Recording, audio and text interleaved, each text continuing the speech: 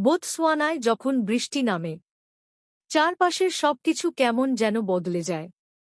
আবহাওয়াটা হঠাৎ করেই মনোরম, ঠান্ডা। আমরা এখন গাড়িতে যাচ্ছি। কাঁচের উপর দিয়ে ঝিরিঝিরি বৃষ্টি পড়ছে। টুপটাপ টুপটাপ। রাস্তাগুলো একদম পরিষ্কার, ধুলো নেই, কাদা নেই। আর সবচেয়ে ভালো লাগার বিষয় কি জানো? কোনো জ্যাম নেই। গাড়ি আপন গতিতে ছুটে চলেছে।